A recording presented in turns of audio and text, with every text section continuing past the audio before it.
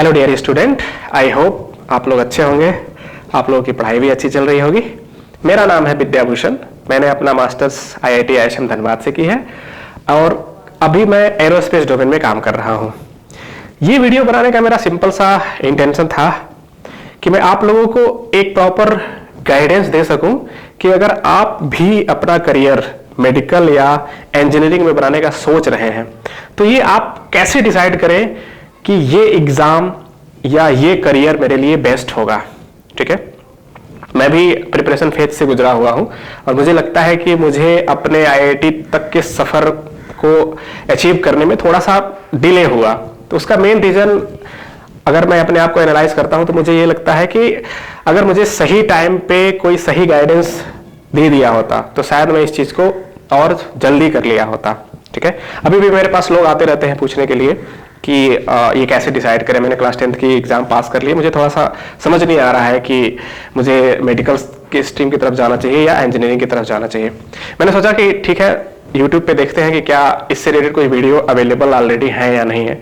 तो मैंने चेक करने की कोशिश की, मुझे बहुत सारे वीडियोज मिले बट मुझे कोई भी ऐसा वीडियो नहीं मिला जहां पे किसी ने ये एक्सप्लेन कर रहा है कि एक स्टूडेंट ये डिसाइड कैसे करे कि मैं किस एग्जाम के लिए फिट हूं।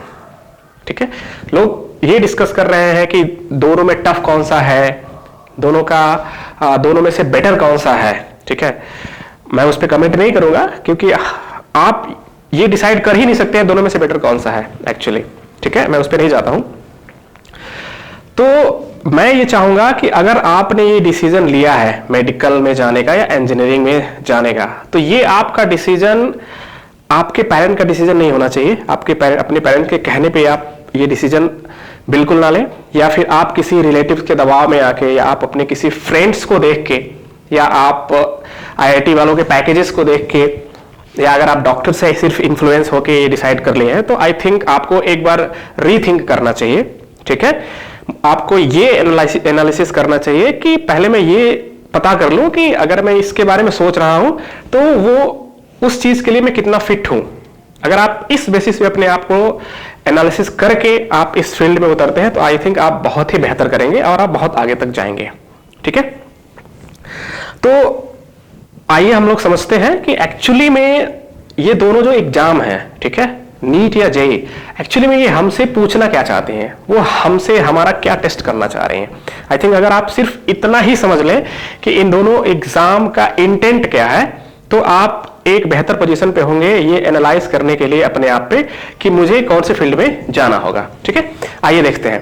देखिए, ये दोनों एग्जाम जो है ना, ये NTA कंडक्ट कराती है, नेशनल टेस्टिंग एजेंसीज। ठीक है, अब हमको ये समझना है कि ये जो एजेंसी है ना, ये एजेंसी क्या चेक कर रही है। ठीक है, देखिए दोनों एग्जाम के लिए, नीट या JEE के लिए आपका जो सिलेबस है ना वो ऑलमोस्ट सेम है, सेम सिलेबस है, टाइम फ्रेम भी दोनों का सेम है।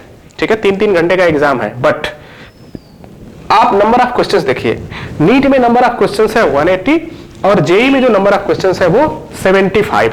आपको सिर्फ यही समझना है क्यों, ऐसा क्यों है।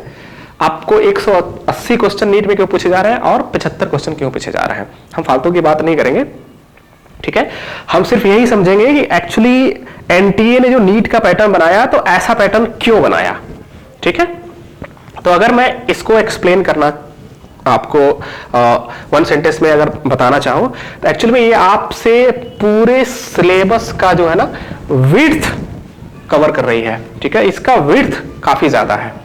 व्हाट इट मींस, 180 क्वेश्चन आपसे पूछे जा रहे हैं और 180 क्वेश्चंस में आपका अगर 160 या 160 प्लस क्वेश्चन सही नहीं हुए तो आई थिंक आपके लिए बहुत डिफिकल्ट होने वाला है। ठीक है, आपको सिलेक्शन चाहिए, अच्छा कॉलेज चाहिए तो 180 में से 160 क्वेश्चन सही करने होंगे और 160 क्वेश्चन आपको सही करने पड़ेंगे। ठीक है, तो अब ये 180 क्वेश्चन के माध्यम से NTA हर एक चैप्टर्स को टच करने की कोशिश कर रही है।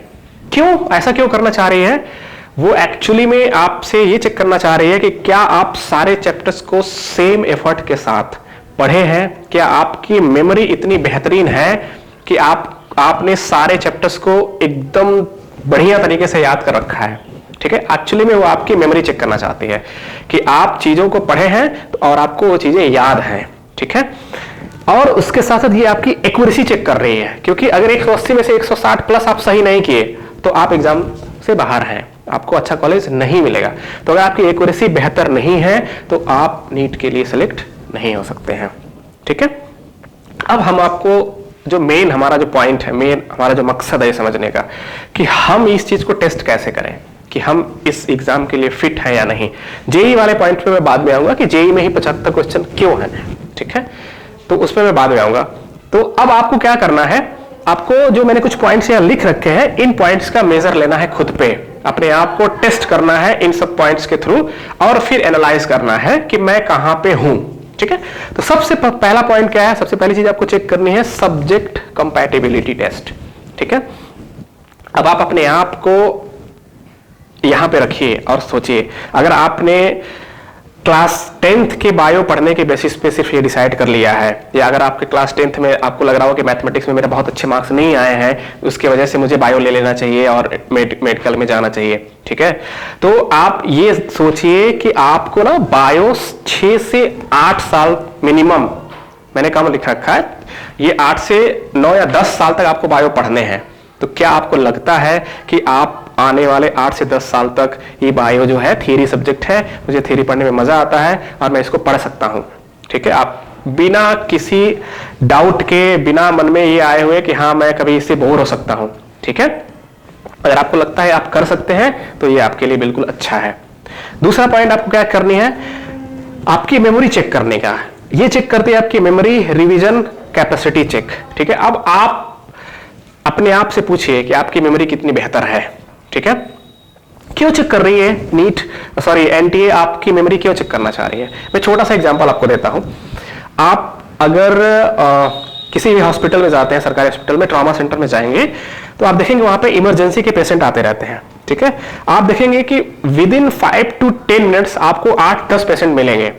8-10 पेशेंट आएंगे डिफरेंट डिजीज के साथ, डिफरेंट प्रॉब्लम्स के साथ। कोई आएगा जिसका एक्सीडेंटल केस है, सर फटा हुआ है, ठीक है, कोई आएगा जिसका पैर टूटा हुआ है, कोई आया है जो जहर खा लिया है, कोई आया है जो आग लगा लिया था, कोई आया है जिसको सांप काट लिया है, ठीक है। अब आप सोचिए कि सारे पेशेंट डिफरेंट हैं और आप अकेले ट्रॉमा सेंटर में हैं, सबको ट्रीट करना है आपको, ठीक है। तो अब आपके पास इतना टाइम नहीं है ना कि आप बैठ के एनालिसिस करें कि इस वाले पेशेंट को कौन कौन सा ट्रीटमेंट देनी है, ठीक है। तो वहां आपकी आती है मेमोरी पावर। आप जब पढ़ रहे थे तो आपको जब ये पढ़ाया गया था कि इस पेशेंट को ट्रीट करने के लिए आपको किस किस चीज की जरूरत होगी, तो आप उस चीज को कितना क्विकली रिकॉल कर पाते हैं, क्योंकि आप छोटी सी गलती करेंगे पेशेंट साफ। अब आई थिंक आप समझ पा रहे हैं कि एक्चुअली में क्या टेस्ट किया जा रहा है आपसे।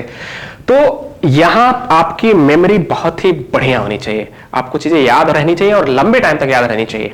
तो अगर आपके अंदर ये क्वालिटी है तो I think it is much better for you, ठीक है। कंसिस्टेंसी, बिना कंसिस्टेंसी के आप यहां तक पहुंच ही नहीं पाएंगे। 6 से 8 साल 10 साल आपको पढ़ना है तो कंसिस्टेंसी तो चाहिए ही चाहिए। Third and most important thing is your patience and time horizon test. आपका पेशेंस लेवल किस लेवल तक है, आप कितना लंबे टाइम तक बैठ सकते हैं, ठीक है। तो अगर हम इसको फर्दर एनालाइज करें तो आपको 11th-12th करना है, वो तो जेई में भी करना है आपको। उसके बाद आपको एमबीबीएस करना है, 5.5 साल लगेगा एमबीबीएस करने में, ठीक है। उसके बाद आपको एमबीबीएस करने के बाद ऐसा नहीं कि आप डॉक्टर बन गए, ठीक है, डॉक्टर बन गए नो डाउट, बट अभी आप इस लेवल पे नहीं आए कि आप ट्रीट कर पाए और अच्छे लेवल पे ट्रीट कर पाए, ठीक है। तो उसके लिए आपको पीजी करना पड़ेगा, ठीक है। पीजी में जाने से पहले आपको इंटर्नशिप करनी पड़ेगी, 1 साल लगती है इंटर्नशिप करने के। उसके बाद अगर आपको पीजी करना है ना तो आपको फिर से पीजी का एंट्रेंस एग्जाम देना पड़ेगा, जो कि नीट से भी ज्यादा टफ है, ठीक है। तो अगर आप बिना ड्रॉप लिए उसको भी कर लिए, फिर 2 साल आपको पीजी भी करना है, तो 2 साल यहाँ पे, 1 साल यहाँ पे, 3 साल, 5.5 साल यहाँ पे, 8.5 साल, 2 साल ये 10 साल हो गए सीधे सीधे। ये तब है जब आपने कोई ड्रॉप नहीं लिया है। तो अगर आपके पास पेशेंस है, आपको लगता है कि मैं अभी से क्लास 10th के बाद मैं आने वाले 10 से 12 साल तक मैं पढ़ूंगा, रिगरसली पढ़ूंगा, क्योंकि जैसे से आप यहां से आगे बढ़ेंगे ना, आपका मेहनत और आपका एफर्ट कम नहीं होने वाला है, ये ज्यादा होने वाला है। वहां नहीं है ये चीजें, ठीक है। तो क्योंकि ये बहुत टफ होने वाला है, इससे ज्यादा टफ ये होने वाला है, ठीक है ना। तो अगर आपके पास पेशेंस है, आपको लगता है कि हाँ आपको लंबे टाइम तक पढ़ना है, अगर आपके पास है वो कैपेबिलिटी, तो you can go for it. अब आप इन सब चीजों को कैसे टेस्ट करेंगे अपने में, क्योंकि अभी हम क्लास 10th के स्टूडेंट हैं, हमको शायद पता ना होगा। आप क्या करिए, आपका बोर्ड एग्जाम खत्म हो गया है तो आप एक 30 डेज नीट रियलिटी टेस्ट करिए। ये 30 डेज वेरी कर सकता है, अगर आप अपने आप को इवेलुएट नहीं कर पा रहे हैं तो डेज को बढ़ा दीजिए। क्या करना है आपको, आप स्टार्ट करिए एनसीईआरटी का बायो का बुक पढ़ना, ठीक है। और आप एक डिसाइड करिए कि आप पर डे 1 घंटा पढ़ेंगे, 2 घंटा पढ़ेंगे या 3 घंटा पढ़ेंगे, वो आप डिसाइड कर लीजिए, ठीक है। बट वो कंसिस्टेंट होना चाहिए। अगर आपने 2 घंटा डिसाइड किया है तो आप 30 दिन 2 घंटे पढ़ेंगे, ठीक है। 2 घंटे से कम नहीं होना चाहिए, बेस्ड ऑन योर इंटरेस्ट आप उसको बढ़ा भी सकते हैं, ठीक है। उसके बाद आप टेस्ट करिए, सॉरी आप सॉल्व करिए some basics MCQ. You can take the questions from NEET exam itself, और आप एनसीईआरटी बुक के ही क्वेश्चंस ले लीजिए, एमसीक्यू सॉल्व करिए। सॉल्व करने के बाद ऑनेस्टली आप क्या करिए, अपने आप को ऑब्जर्व करिए। देखिए आप ये सारी चीजें जब कर रहे होंगे ना, तो आपका इंटरनल जो एक वॉइस है ना, इंटरनल से आपको एक रिप्लाई मिलेगा, ठीक है, कि अब मैं जो भी चीज कर रहा हूं उसमें मैं कितना बेहतर हूं। आप ऑब्जर्व करिए कि एम आई कंसिस्टेंट, क्या मैं कंसिस्टेंट था। अगर मैंने 2 घंटे का कमिटमेंट लिया था तो मैंने पूरा कंसिस्टेंटली हर एक दिन 2 घंटे पढ़ा है, या अगर मेरा इंटरेस्ट बढ़ा है तो मैं 2 से ज्यादा किया हूं, कम नहीं किया हूं। और ये पढ़ने का सिर्फ ये नहीं था कि हाँ पढ़े हैं, रीडिंग लगाए हैं, मैंने सीखा कितना, ठीक है। अगर आप सीखे हैं तो ये आपके लिए बहुत ही बेहतर है, आप इंप्रूव किए हैं। या अगर आपको ये लग रहा है कि मैं पढ़ते टाइम एग्जॉस्ट हो रहा था, मुझे बोरिंग सा फील हो रहा था, ठीक है, तो आई थिंक आपको रीथिंक करना चाहिए, अगर आपने नीट के बारे में सोच रखा है और ये क्वालिटीज आपके अंदर में नहीं है। ओवरऑल अगर मैं इस पूरे नीट को नटसेल में कंक्लूड करना चाहूं तो एक्चुअली में ये क्या चाहती है, आपको बायो पढ़ना है लंबे टाइम तक, ठीक है। तो बायो में एक अच्छा खासा इंटरेस्ट होना चाहिए आपका। उसके बाद आपके अंदर बहुत ही अच्छी पेशेंस होनी चाहिए, और फिर डिसिप्लिन होना चाहिए। अगर आप डिसिप्लिन नहीं है तो ऑब्वियसली आपको पता है कि आप ये सारी चीजों को नहीं कर सकते हैं, ठीक है। तो अगर ये सारी चीजें आपके अंदर है तो I think you can go for NEET, okay. चलिए अब देखते हैं हम कि अगर हमने जेई के बारे में सोचा है तो एक्चुअली में जेई को क्या चाहिए होता है, ठीक है। क्यों यहाँ पे 75 क्वेश्चन ही जेई रखा हुआ है, ठीक है। सॉरी एनटीए ने यहाँ पे 75 क्वेश्चन ही क्यों रखे हुए हैं, वो भी 75 में आपको 75 पूरे नहीं करने हैं। अगर आप 50% या 50% से प्लस क्वेश्चन करना स्टार्ट कर दिए, सही कर दिए आप, तो आपका सिलेक्शन तय है। तो यहाँ पे सोचिए 180 में से 160 प्लस करने थे, और यहाँ पे 75 में से अगर आप 40 प्लस करना स्टार्ट कर दिए, 40 प्लस भी कर दिए, तो 100% आपका सिलेक्शन पक्का है, ठीक है। उसके बाद आप एडवांस दीजिए और फिर जाइए, ठीक है। तो एक्चुअली में ये 3 घंटे में इतने कम क्वेश्चन रख के क्या टेस्ट करना चाह रही है, तो यहाँ पे मैंने बताया ये जो हमारा सिलेबस है ना, ये सिलेबस का ये डेप्थ चेक कर रही है, वहां पे वो विड्थ चेक कर रही थी, हर चैप्टर को कवर कर रही थी। यहाँ पे जो भी चैप्टर के क्वेश्चंस आएंगे ना, आप कितना डीपली उस चीज को पढ़े हैं, ठीक है। तो ये आपकी कंसेप्चुअल थिंकिंग, आपके लॉजिकल थिंकिंग को एक्चुअली में चेक कर रही है, ठीक है, कि आप कितनी, आपकी लॉजिकल थॉट कितनी बेहतर है, आपकी जो कैसे कनेक्ट कर पाते हैं, ठीक। तो आपको क्या करना है, यहां पे भी आपको मैथ कंपेबिलिटी टेस्ट करनी है, ठीक। अब आप देखिए, आप अपने आप में क्या चेक करिए, do I enjoy solving numerical maths problem.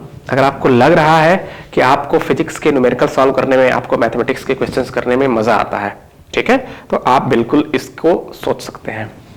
Second point, you don't give up easily on tough question. जब भी आपके सामने कभी टफ क्वेश्चन आए, आपने उसको इजिली गिव अप नहीं किया, आपने उससे लड़ा, आपने उसको सॉल्व करने की कोशिश की, ठीक है। अगर ये सारी चीजें आपके अंदर हैं, I think you can go for it. Second, conceptual thinking test. Actually में क्या टेस्ट करना चाह रही है ये, JEE test your thinking not your memory. आप चीजें लंबे टाइम तक याद कर पाते हैं, इट डजंट मैटर, लेकिन आपकी थिंकिंग कैसी है। जैसे आपके पास क्वेश्चन आया, आपका अप्रोच कैसा है। अगर आप राइट अप्रोच ले पा रहे हैं तो जेई आपको यही टेस्ट कर रही है, ठीक है।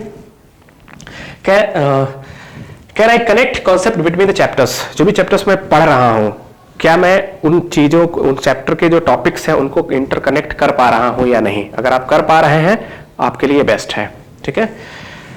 Do I enjoy understanding logic. जब भी कहीं पे नई लॉजिक की बात आ जा रही है, तो क्या मैं उसको एंजॉय कर रहा हूं या मुझे वो बर्डन लगने लग रहा है, ठीक है। Third, problem solving stamina test. आप क्या करिए, आप कुछ solving fewer but complex problem, कुछ प्रॉब्लम्स उठाइए थोड़े से, बट वो उनकी जो डेप्थ है, उनका जो हार्डनेस है, वो अच्छा खासा लेवल का होना चाहिए। एक अच्छा लेवल का क्वेश्चन होना चाहिए, आप उनको लेके बैठ के सॉल्व करिए, ठीक है। उसके बाद आप देखिए आप कहाँ हैं, आपसे कितनी हो रही हैं, आप कितना जूझ पा रहे हैं, उससे कितना लड़ पा रहे हैं। Can I sit with one problem for 20 minute, क्या मैं किसी एक प्रॉब्लम को लेके ही 20 मिनट तक कंटिन्यूसली सोच सकता हूँ कि इसको कैसे मैं सॉल्व करूँ, ठीक है। आप उससे लड़ें अगर आपके अंदर ये चीजें हैं, ठीक है ना। डू आई एंजॉय चैलेंजेस, आप अगर मेरे सामने चैलेंज आ रहा है कुछ भी नया करने का, तो क्या मैं उसको एंजॉय कर रहा हूं या मैं उसको बर्डन की तरफ ले रहा हूं, ठीक है।